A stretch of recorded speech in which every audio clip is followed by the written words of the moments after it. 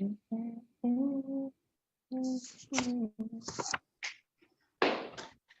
excited, and here we go. Wonderful. I want to thank everyone for taking time out of your busy schedule to join us here on Off the Record. We have a special guest, a very special guest, Sister Nayyirah Muhammad, who took time out of her busy schedule. Thank you, Sister Nayyirah, for coming on Off the Record with us today. Thank you so much for having me. I'm very excited and I feel very honored and humbled to be on your show. And I pray that Allah bless our conversation, which I know that He's in. Anything that we do that's going to uplift and transform lives, He's always in the midst. So thank you very much for the doctrine. Yes, ma'am. Excellent, excellent. Now, Sister Nayyirah, first of all, what made you so passionate about mental health and, Dianetics and just trying to help people? Oh, wow. Well, first and foremost, the Honorable Minister Louis Farrakhan introduced the Nation of Islam to Dianetics, and I was a part of the first 155 laborers to go and study the technology of Dianetics and became a certified gold seal auditor. And as many of us, and it definitely is my true story, I went to the Church of Scientology as, under the guidance of the Honorable Minister Louis Farrakhan to do what he asked us to do. Just being obedient, really. And upon doing that and studying and auditing myself, I was able to handle a situation. First and foremost, something that happened very traumatic in my life. 10 years prior to going into the church to study Dianetics, I had lost my father. He had passed away in prison. And Sister Ryan, can you hold on for 1 second? You heard me, Sister Ryan? Yes. 1 second. Hold on. One. I can. Here. Okay.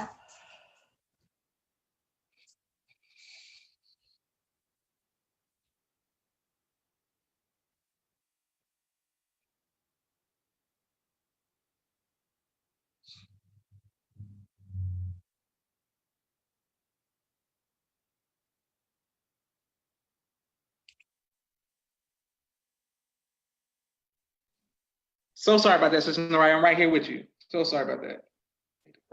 Okay, great. So went to the church. The minister asked us to go and study Dianetics. And prior to going to that, I lost my father 10 years earlier. He passed away in prison, and I just so happened to be there with him and to witness that. Daddy's girl, still a daddy's girl right now to this day, 19 years later. However, there was a point in time where within those 10 years, I couldn't talk about my dad. I couldn't remember the good times. I definitely couldn't remember the bad times without being stuck in grief. Every time his birthday anniversary would come, every time his passing away death anniversary would come, I would find myself, getting actually physically sick to the point where I would be in the bed and my husband would literally have to nurse me back to life. So to make a long story short, and I truly mean that, to make a long story short, when the Honorable Minister Louis Farrakhan asked us to get the technology, and I went through this auditing process, I didn't know what to expect, but coming through that, where from being sick, crying, hurt, in despair, whenever his birthday would come around or whatever, to be no longer at the effect of that, and to find that that was also to another traumatic injury situation with my brother's passing, and to know that I was no longer in the position where I was suffering from what was called so-called depression, right? I was literally suffering from anxiety. There would be times where I felt like I couldn't breathe because I was no longer here. And to have full relief after 10 years that I can recall my father and there's no hurt or no emotional pain attached to that, I truly wanted somebody else to experience what I had experienced. Because a year later, when his birth anniversary came, I actually did not realize that it was his birthday. And that was a total life-changing experience for 10 years to go to that moment. Praise excellent. Yes, sir. So I've had many other wins. That was just the first major one. Going from a point in my mind of being a victim, of rape, coming from that and no longer blaming the person that raped me, and just being able to be and confront that idea of being taken advantage of, and have true forgiveness of myself, forgiveness of the abuser. All of these different things I have found help with as it relates to getting the tools of Dianetics. Yes, ma'am. Now, okay. With the rape and that type of situation, you're saying that after that took place, because you sat down and you got Dianetics, it helped release that from you so that it doesn't affect you no more, is what you're saying? Oh, absolutely. I'm a strong believer of this. Hurt people. And this incident for me was a molestation from the age 7 to the age 13 by a relative of mine. So it was ingrained in me to the point of silence. I fully out until he fully abused me, which I call a rape. And with that, I grew up with problems in relationship with men, whether it was my own relationship with my husband, ex-husband, and now my current husband, and just interpersonal relationships, just dealing with everyday average men, where I was unaware of some of my behaviors that I had from being abused. And I did not find that out until I went through this process, which they call auditing. Now, remember, we need to understand what is auditing. That's a process where you actually get to talk and somebody listen and guide you through your pain. And as you find these known and unknown situations attached to those incidents, you get to be able to remove this, that, and you're no longer at the effect of it. So yes, I went from being a victim to a person that's in a position now that I'm actually free of the anxiety, of the pain, and even the ability to communicate, because that took away a lot of my communication, and how I relate to women, right? So, I could go on and on. I don't want to talk too much because I want to give you the opportunity to talk, but oh my gosh, just going through this process was absolutely amazing. Yes, ma'am. No, it's not about me. Man, you were helping me out, and I'm sure you're helping other people who are watching as well.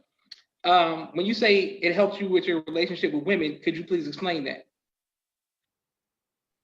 Absolutely. So, and I thank a lot for my mother. Let me say this. My mother and father, they raised us the best that they could with the situation and the condition that they were in at that time. It was never a doubt in my mind that they didn't love me, right? So I just want to put that there. However, because of the lifestyle that they lived at that time, we was placed in different homes, right? While they would go out and do what they had to do, which was gamble to make food, get money to feed us, right? Or take care of their bills or whatever it is that they needed to do. We was raised in different people's homes. We didn't live with them, but we stayed the night. And one of the places where I would stay the night at was at my father's mom's house, my grandmother's house. And it was at that time at night that I was being molested by my cousin. So every time my mother would take me over there, I never told her what was happening because I was programmed, for real, not to do that. So I would not want to go, but I was resentfully upset with her because she would make me go to my grandmother's house when she didn't know what was going on. And I didn't find this out until later on in life in auditing. Actually, a year and a half ago, well, no, because almost about 2 years ago, I actually resented my mother for a very, very long time because she would drop me off at my grandmother's house and she didn't know what was happening. And I didn't know that I resented her in the way that I was being resentful towards her. So I found that out through this process called auditing. That's beautiful. And man, I'm glad that you were able to get a win like that. Lex Lomberg, Gregory, Lex Lomberg, Lex Mimi. I mean, Mimi says beautiful testimony, Sister Nayyirah. Now, Sister Nayyirah, through your testimony and being able to help heal others, what advice would you give to someone who is battling some of the things that you battle or just battle depression on their own? Well, first and foremost, I just want to say this. I'm nowhere near a doctor, right? But understanding this tool and understanding the technology, we have natural emotions from everyday life circumstances. We have natural emotions from the period of time of 400 years of slavery. Black people have always been in some undesirable state of condition as it relates to our emotions, right? So that's something that is natural. God gives us emotions, but it's how we deal with it. I have been a person in the past that, was subjected to psychiatry because of anxiety and, these named things of depression. But these are not illnesses where you can actually diagnose to say that this is something in the blood and you could take a pill and it be cured. That makes sense? This is just something where they put different names and different labels and called it depression upon our natural abilities to be sad or hurt or whatever. So first and foremost, I would say that we need to understand about the mind and what the mind can do, right? Second, I would say this, be patient with yourself, right? And be able to find someone that you can trust, that you can actually get into communication with, because a lot of our emotions are hidden emotions. They're suppressed emotions. They're things that we have not been able to identify or look at or even want to talk about. And this is what overwhelms us to the point where we go under the title depression. Does that make sense? I would say to anyone, first and foremost, you need to find someone that you can get in communication with. And the Honorable Minister Louis Farrakhan gave Black America a gift, and that is the gift of Dianetics.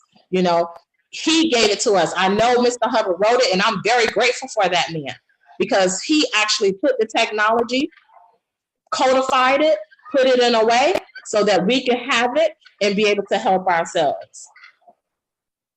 Excellent.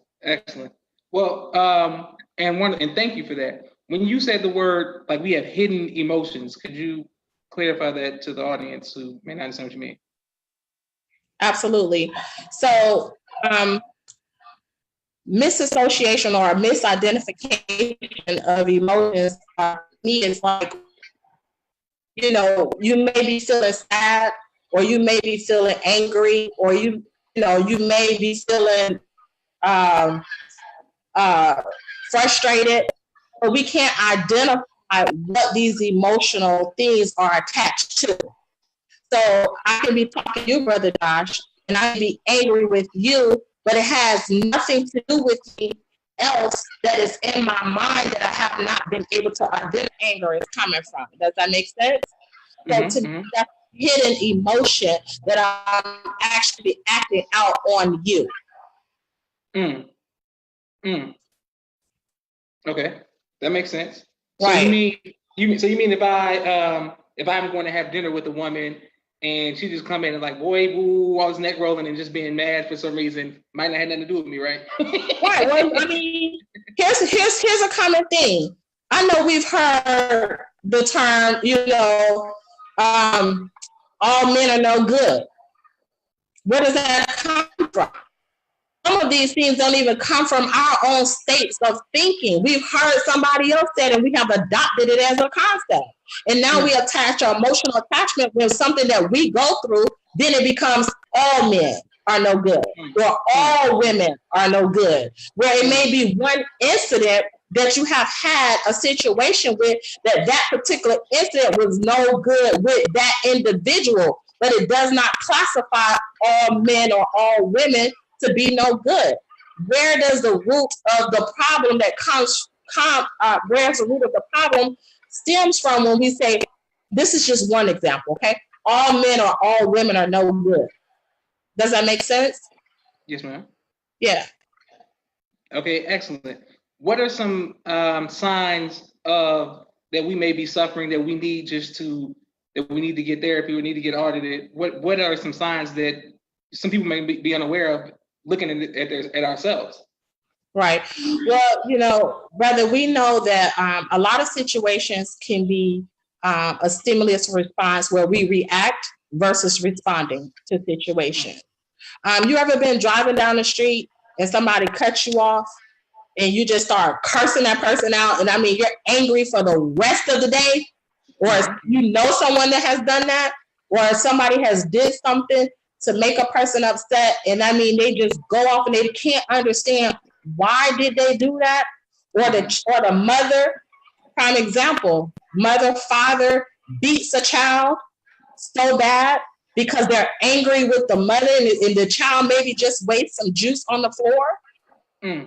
These are all reactive concepts. And we have many of them, right? But this is not just dealing with our everyday life and what we're dealing with right now.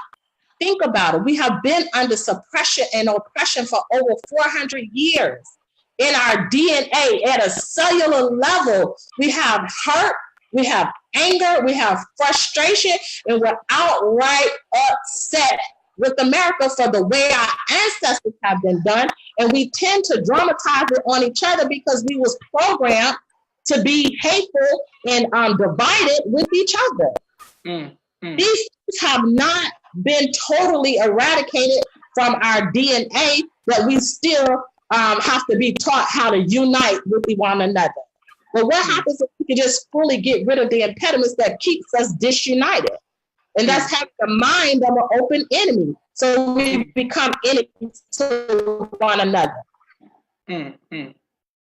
Excellent. Yes, ma'am. Okay. Husband and wives, our communication levels are poor in the household. And many times we dramatize. I know for me, I grew up in a household where domestic violence was very prevalent in my home. So what did I do? When I got upset, communicating with my husband, I would break up all my dishes. But it wasn't that serious until I came back and couldn't understand, why did I break up everything? That was irrational behavior. Yes, with the teachings. Yes, with my prayers. Yes, trying to be the best MGT that I could be. But I had this point where I would call it the blackout, where I could not control that emotion. Does that make sense? So only through, and I think a lot, because it was something that I could not control, because it was unresolved issues of anger. And I literally was taking on the concept of what my father did to my mother. He would break up everything in the house. So that was a learned behavior. Does that make sense? Yes, ma'am. Excellent. Okay, that's powerful. Okay. Ooh, okay, that's very good. So you're saying that if we get audited, we sit down and we talk it out, then the things that have been passed down through us on a cellular level, or what we've seen in society, parents, TV, video games, whatever else, music, it can free us of that to help us not be so reactive. Absolutely. And remember, you're not just having a conversation with the auditor. This is a science. This is an applied technology, right? It's a formula. And if you apply it correctly, you get the results. This is not something where, it's just a conversation. I think I said that it's not a conversation. You're literally going in and you're mining out your demons. your impediments, your shortcomings. You're mining it out of you. And once that is released, the auditor is guiding you to be able to go find that very thing, that very emotion that's triggering the behavior patterns. And once that is gone and it's truly gone, you can never, ever, ever be at the effect of it. And I bear witness of it because I have, by Allah's permission, went through the process and attained the state of clear. And this is why I can sit here and I can have these conversations that most women or men, if they talk about abuse or anything of that nature, they can't get 3 words out without crying because they're back in the moment of the abuse. Does that make sense? Absolutely. Makes perfect sense. Yes, ma'am. And I thank you very much for sharing that with us and helping us as we try to get clear and get, get some auditing. How do you suggest that we speak to our family or friends or someone that we know that they seem to be down or showing apathy or being signs of depression, if you will? How do we help encourage them to get audited? Well, first and foremost, I like to liken it to when I first came in the nation. We used to do the testimonies, what Islam has done for me. And even when we're trying to influence somebody to the teachings of the Most Honorable Elijah Muhammad, we talk about what the teachings have done for us. Well, for me, that's the best testimony, is to say what has this process done for us, because this Dianetics is a new word in our Black community. And we don't like people playing with our minds, but I would say this is that results don't lie. So if you or I go through a process and there's a change, there's a transformation in us, our families will be more apt to do it or use it because they see the difference in us. You see? And we don't try to convince people that the tech works. You put them in a chair and say, let me help you. See? A lot of times we do too much talking versus having the doingness of it. And that's what has helped me, by Allah's permission, and help others, because I put them in a chair. When our people are going through something, and if we have been equipped like Jesus' apostles and the disciples to cast demons or cast impediments out of our people, then we must get into action and use the process. That's for those who actually have it. Or you can show a video. They have little clips on Dianetics, the introductory videos. Show it in your home. Yes, ma'am. And I bear witness that to the fact that I've got audited, and my family and friends, and especially people who used to know me, like, oh, I can tell, bro. I can tell, especially on certain triggers or things, or me not fighting as much. Absolutely. So the technology does work. It helps me. It helps me in a lot of ways. So I thank you for your testimony as well. Naima did have a question, but she said you answered your question in your answer about trying to, if someone is afraid of getting audited and they refuse to go, what do you do? But you've answered that with your thing. I saw you with the picture with the Most Honorable Mr. Louis Farrakhan. What did he personally tell you that helps you keep, your spirit and your desire just to help free Black people of our demons, or people, period, of our demons and things that we're going through mentally? What did he personally tell you? Oh, praise be to Allah. Yes, sir. I was blessed to meet with the minister a couple of times, and he has said so much. But one of the things that sticks with me in our last meeting, July 26, 2018, he said, when you're out, you tell the people, you found what I found. And that is a technology that will help us be better Muslims, better Christians, better whatever, better mothers. That's because of my obedience. He said, because of my obedience, I have found what he found. And that is that which will help us to be better. So with that being said, we want for our brothers and sisters of what we want for ourselves. And there is blessings in being obedient to the apostle, we can't even say that anymore, to the Messiah in our midst. because he have made it known to the world who he is. This is a divine guidance, and I would say this from my personal, this is me now. We got to remove the fear, right? Fear restricts us. We can go amongst any nation, amongst any people, knowing who we are, belonging to Allah in the person of Master Fard Muhammad, follower of the Honorable Elijah Muhammad, student of the Honorable Minister Louis Farrakhan, and get any truth and bring it back and help ourselves. So for me, being able to be obedient to the Honorable Minister Louis Farrakhan and finding what he has found drives my motivation. And I'm quoting him on that. He said that I found what he found. Praise be to Allah through my obedience. Yes, ma'am. Praise be to Allah.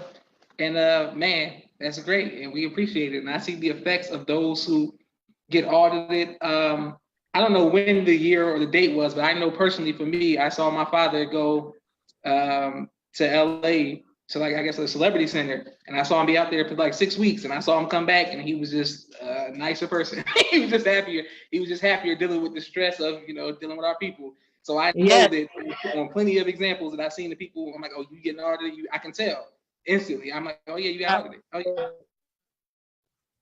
Absolutely. And brother, I want to say this, we have been called to become saviors, to be saviors to our people. And I have a motto: if I'm bleeding and my blood is running out so bad, I'm going to have so much attention on my wound that I'm not going to have enough attention to help you, and you're bleeding too. So I have to save myself so that I can be in the process of saving you. So the better condition I'm in, the more attention I could give to my people. Does that make sense? Yes. So with the technology, it helps us to become stronger, wiser, quicker, faster in everything that we do in our thinking and our ability to respond, because we can be at a state or condition where we can go out in the streets and cause more problems than helping to save our people if we are re-stimulated by what's going on in the street. Remember, we're 2 steps out of the grave, right? So as we're getting the dross off of us, we have to be in a mental state where we can go back out there and help raise our people to life at a faster rate. And the technology just helps us to do it faster, right? It doesn't trump our supreme wisdom. It doesn't trump the teachings of the most honorable Elijah Muhammad. It's a technology, modern technology. That's why it says modern science to mental health, to help us do it at a quicker rate, because we don't have a lot of time. And we have to do the work swiftly and precisely. We don't have a lot of time to make a lot of mistakes with our people. Yes, ma'am. Absolutely. Great point. And I thank everyone for watching. And I thank our guest, Sister Nayyirah. Sister Nayyirah, you said that was the last meeting. What was it that the minister said to you in the earlier meetings that some of the things that he said to you to help you stay inspired?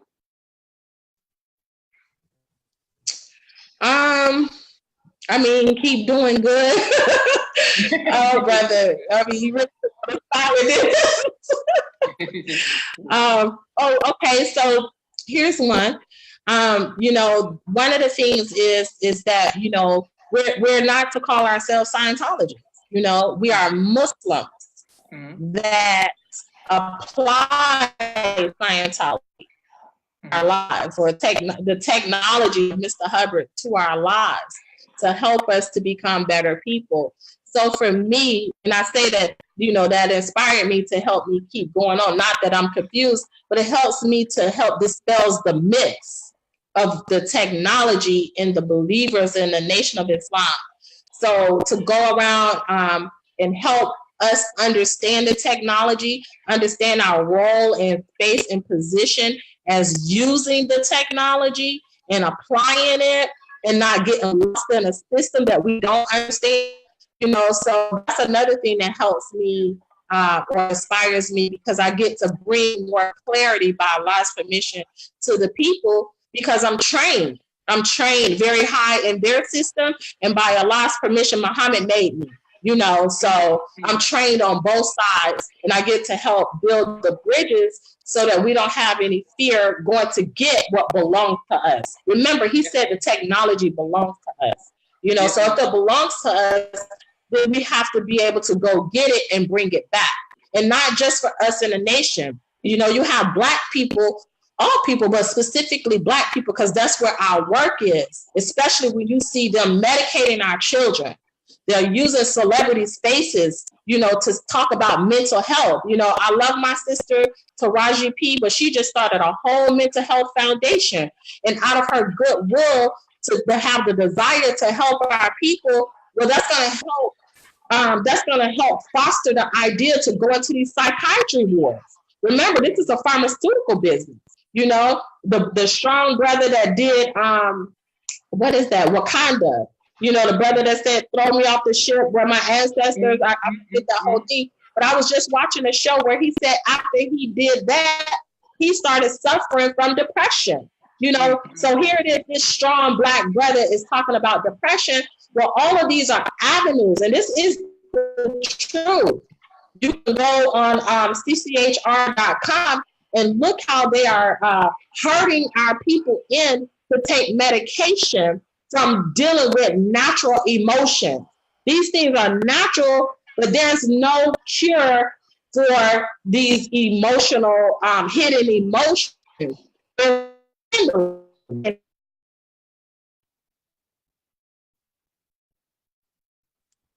Some people have issues where, food may be helped to balance us out, but we have to know how to eat to live as well. Does that make sense? Yes. It's not a pill that's going to help us versus having the right tools to apply at the right time. Excellent. Yes, ma'am. How is your becoming clear and getting ma'am? Did I answer your question? Yes, ma'am, you did. Yes, ma'am. Okay. Okay. Yes, I can. Okay, yes, ma'am. I said, I can hear you now. Yes, ma'am. How is you getting audited and becoming clear? How has that affected your family? Whew. I wish my family was here to tell you. I'm a much calmer person as it relates to my ability to apply love, agreement, communication, which brings about understanding. I understand them more and they understand me, and my ability to have patience with my husband, patience with my daughters, and them becoming more patient with me. I could truly say becoming clear has given me a sense of just peace, like no matter what's going on, and we still have problems, but I can look at it from the viewpoint of serving my family. Does that make sense? So clear has given me the ability to have to know my own reality, who I am. I'm no longer dramatizing my mother or my father or my grandmother or someone else, that I've taken on their concepts and their ideas on how to communicate with people. One of the things we was just laughing and joking about a couple of weeks ago, because we have our family meetings every so often. And I used to get up early in the mornings and I would curse everybody out, get up, y'all, but I didn't realize that I was dramatizing what my mother did to us. You understand? So, the household calmed down. The household calmed down a lot. So that's how I was able to help with my family. Excellent. And I want to say this real quick. My what I want to say, my capacity to love deeper, my capacity to love deeper really expanded. My daughter came home and she was 17 years old and she got pregnant. Now, she wasn't registered in the nation, but she was raised in the nation, serving as a student MGT captain. That was a lot of pressure on me. And I was able to put myself in a mindset to not go off on her or to, to put her in a position to judge her. You understand? Because I felt like I did everything that I knew how to do as a Muslim mother. How you see me at the mosque or wherever, I'm like that at home. We have an Islamic household. You understand? So I was able to come from a seat of love and compassion and not judging my daughter. To be able to embrace her to give birth to a God. That would have not been me. You know, that would have been a whole different story if I had not been under this process called auditing. Does that make sense? So it gave me the ability or have more ability, and not just with my family, with anybody. I have the ability to really love beyond the conditions that I see, because I understand this process of how the mind works, especially dealing with the reactive mind. You're not always dealing with that person, you're dealing with their reactive mind. Excellent, excellent. And I thank you all for your comments. Everybody saying, go ahead, Queen. Beautiful, a beautiful way to deal with your daughter, and we appreciate that. Sister Nayyirah, I want to thank you, man, for taking time out of your schedule and helping us, and hopefully we can help some other people continue the process. I'm glad that you are clear. I bear witness that it works 100% for me, and I have to continue to go up the bridge to become clear as well one day. And thank you for taking time out of your schedule, and may Allah bless you. Thank you for having me. And I would say this, wherever you are in the process, just be patient with wherever you are. If you're on Dianetics, that's good. You know, wherever you are in the process, get the technology, help yourself and help others, because that's the job of a Muslim. Want for your brother and sister what you want for yourself. And remember, we're a nation in repair. We're a nation in repair, and our people need to be repaired, and our families need to be repaired, because the enemy has destroyed the Black family. But now there's a savior on the scene, and that savior came to repair us all and put us on top of high civilization. So with that being said, let's take the tools that's been given to us and let's continue to repair the Black family. Absolutely. Sister Nayyirah, one more question. Our sister said, do you mind if she contacts you, or you mind being contacted? Oh, absolutely not. Go ahead. That's fine. You can Facebook me. Yeah, Facebook her. Yes, you can Facebook me. And yeah, I don't mind giving out my number. Well, I don't know if I want to give out my number on Facebook, but just inbox me on Facebook. Yes, ma'am. Okay, excellent. And thank you all for tuning in. And I'm gonna put it on YouTube, and hopefully it continues to help heal us by hearing your great testimony. And if you all missed Sister Nayyirah's testimony, please go back from the beginning and listen to it, and I'll put it on YouTube to help inspire others. Absolutely. Thank you. May Allah continue to bless you. Let's continue to save our people. Assalamu alaikum. Alaikum salam.